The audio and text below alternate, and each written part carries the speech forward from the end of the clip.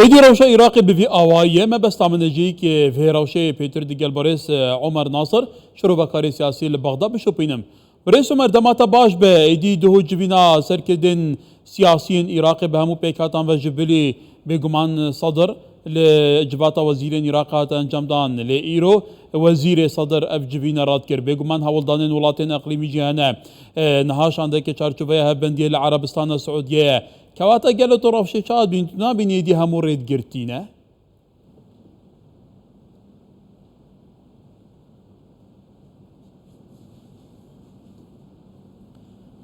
مساء الخير وەرەتان باش زۆر سپاس بۆ میوانداریکردنم و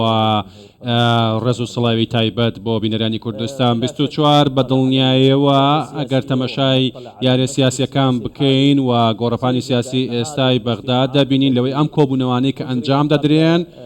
بە تایبەتی چەند ڕۆژی پێشترە و دوێنێکەش کە هەوڵێک هەبوو بۆ ئەنجامدانی کۆبوونەوە و دانوستان بە بێ ئامادەبوونی سەدەڕەکان بەڕاستی هیچ دەرئەنجامێکی نابێت بە پێی بڕوای من چونکە بەڕاستی بەشێکی سەرەکی پرۆسەی سیاسی لە عێراق لە ئێستادا کە خاڵی جیاوازی دروست کردووە و بنبەستی سیاسی دروست کردووە بریتیە لە سەدرەکان بەڵام نابێ بیشارینەوە ئێمە لە بەردەم چ کەساتێکی هەستیارداین سەدرەکان ئێستاکە توانایەکی گەوریان هەیە بۆ ئەوەی کەوا یاری بە پرۆسە سیاسەکان بکەن کاتی خۆی 73 کورسیان هەبوو ئێستاکە گۆڕەپانی عێراق و شەقامیان بەدەستەوەیە کاریگەرن لەسەر پرۆسەکە بە دڵنیایەوە بۆیە من پێم وایە ئەمڕۆکە ڕۆیشتن بۆ گەیشتن بە یەکگرتوویەکی نیشتیمانی و دەستکردن بە گفتوگۆ پێویستی باوە ڕەزامەندی وەرگرتن لە سەدر بەڵام چۆن ئەمە جێبەجێ دەکرێت هەموو ئەوەی کە ئێستا ئێمە دەیبینین ئەوەیە بڵین دەبێت نیەتێکی باش هەبێت نیەتێکی چاکە بێت لە نێوان لایەنە سیاسیەکان بۆ ئەوەی کە سازش بکەن تاوەکو بگەن بە چارەسەرێکی سیاسی و ئەو جوڵەیانی کەوا ئێستاکە هەیە لە نێوان کوتلە سیاسیەکان و بەتایبەتیش لەلایەن چوارچەوەی هەماهەنگی و ئەو سەردانەی کە بەڕێز عەمار حەکیم بۆ سعودیا کردی و هەندێک ڕەنگە هادی عامری بەڵکو ڕەنگە سەفەرێکش هەبێت بۆ ئیمارات لەلایەن هەندێک کەسایەتی سیاسیەوە هەموو ئەمانە ڕەنگە دەستپێکێک بە من ببنا خاڵی دەستپێک بۆ چاسەکردنێکی گشتگیر بەڵام هەموو ئەمانە یەکلاکەرەوەنی نێشتا چونکە دەبێت بوەستین بزانین تا چ ئەندازەیەک سازش دەکەن چکە گەر سازش نەکرێت لەسەر داواکاری مەرجەکان ئەوە ناگەن بەڕێکەوتن بە دڵنیایەوە بۆیە ئەوەی کە من دەیبینم ئەوەیە کەوا ئەبێ لە چوارچێوەیەکی نیشتیمانیانە هەموو لایەک بێنە پێشەوە بە نیەتێکی باشەوە درک بە هەستیاری و مەترسیداری چ کەساتەکە بکەن و هەمویان بە باشترین چارەسە بدۆزنەوە کە بە دڵی هەموو لایەکان بێت ئێمە پێویستمان بەوە نییە کەوا هەمیشە هەموو ململانێکی سیاسیە هانابەرین بۆ لایوڵەتێکی دەرەکی یا دراوسێ بۆەوەی ڕۆڵ بجێڕن تاوەکو لایەنە سیاسەکان ئاشت بکەنەوە و بگەن بەڕێکەوتن یاخود فشاریان لێ بکەن تاوەکو بگەن بەڕێکەوتن ئەمە پێویستە بەڕاستی خۆمان وەکو لایەنە سیاسیەکان بله برنس عمر ایدی براوش عراق طب خوشی گوت دنا با خدا آلین سیاسی نگیان رکف نکه ام دشو پینین هیچ هیوی یک جنین کو بگیان رکف نکه و سازش کرنجیک اوات دادیتن نانینه یعنی در روجه دانینه و هولدان ایران بونمونه سعودیه و ولاتین کندا بیجیک دبکو در انجامن وانجی نبونه کوتی تخمین کردن صدر دبیجت ویا پارلمان بیت هلوشاندن ایدی چه هجته کدن قبول نکه آلین دنجی دبیجنات ویا حکومت نوبیت پکینان هشنی ری کفتن هبه لسر چاوات که انجامدان هل بجاردن بیاسای که نو که واتا اوه همو هیوانی نگلو کو همو درگت قفل نیترنیتا ری کفتنی و سازشینینه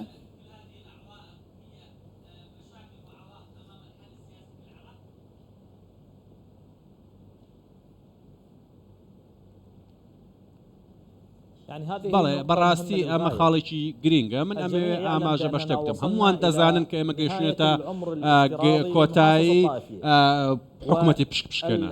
دەبێت کۆتایی بەمە بێت و باشترین چارەسەر ئەوەیە کە بڕۆین پەرلەمان هەڵبۆشێتەوە چونکە ئەم داواکاری ئێستا داواکاری شەقامە و داواکاری هاوبەشی هەندێک لایانی سیاسیە کە هەم چوارچەوەی هەمانگیش داوایەکات و هەم سەدرەکانش داوای هەڵەشانەوەی پەرلەمان دەکەن بەڵام ئەمە چۆن بەدیدێت پێویستە پەرلەمان کۆ بێتەوە و ئەبێت لایەنە سیاسەکانش دانیشتن بکەن و ئەبێت ڕێکەوتنێکی گشتگیری هەموو لایەنەکان هەبێت بۆی ئەمە ئەنجام بدەن و حتا ئەبێ بڕۆین بۆ هەمواکردنەوەی دەستورش بە دڵنیایەوە هەم بۆ ئەوەی کەوا چکە لە دەستورە ڕێشوێنێک دەستنیشان کراوە ماوەیەکی دیاریکراوی زەمەنی دانراوە بۆیە هەر کەسێک کە دەخوازێت ئەمە ئەنجام بدرێت پێویستە ئەم ڕۆشنانە لە بەرچاو بکرێت لە ڕابردووە تاوەکو ئێستاکە هەموو ئەو هاوپەیمانیانی کە کراوە بۆ پێکەنانی حکوومەتیی هاوپەیمانی استراتیژی نەبوونە بەڵکو بریتی بوونە لە زەواجکردنێکی کاسۆلیکیانە لە نێوان لایەنەکان بۆ ماوەیەکی دیاری کراوە لەسەر بنەمای بەرژەوەندی دوولایە نەکراوە واتە کۆمەڵێک هاوپەیمانی دینامیکی خێرا بوونە بەڵام چارەسەرێکی بنەڕەتی جیاوازەکانیان نەکردەوە شتێک نەبووە ڕنگدانەوەی هەبێ بەسەر بەرژەوەندەکانی گەلی عێراقەوە بۆیە هەنگاوەکانی داهاتوو پێویستە بە کۆمەڵێک بابەت لە بەرچاو بگرێت دوێنێکە دەست پێشخەرێکە بووە بۆ هەموو کوت لە سیاسەکان و هەندێک لەو خاڵانە ئاماژە پێدراوە و بەیاننامەیەکش پاشان دەرچووە لە ئەنجامی کۆبوونەوەکە دەڵێن کەوا پێویستە دوو خاڵ هەبێت ئەو دوو خاڵش هاوبەشە لە نێوان سەدرەکان و لە نێوان چوارچێوەی هەماهەنگی ئەمە خاڵێکی گرنگە بۆیە من بەپێی پتەڕوانی خۆم وای دەبینین کەوا چارەسەرەکە ئەوەیە کە چارەسەرێکی سیاسیە و بە شێوەیەکە لە ناوخۆی عێراقا دەبێ بکرێت نابێمە بچین بۆ لایەنە هەرێمیەکان تاوەکو چارەسەر بکەین بەڵکو ئەکرێت هەردوو لایەن بە ئاسایی ناوخۆی خۆیان ڕێبکەون ئەمڕۆ ئێمە پێویستمان بە ئەوەیە کە چەند دانوستانکارێکی بەهێز کە نوێنەرایەتی گەلی عێراق و لایەنە سیاسەکان بکات دەست بکەن بە گفتوگۆکردن و هەوڵ بدەن چارەسەرێکی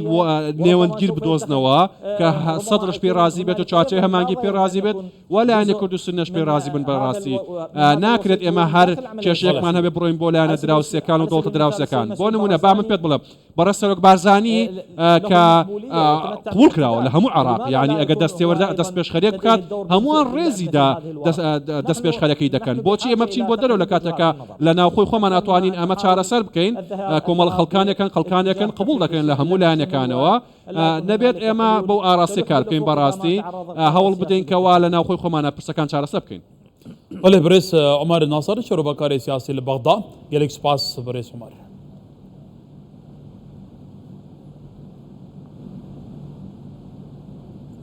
شكرا جزيلا.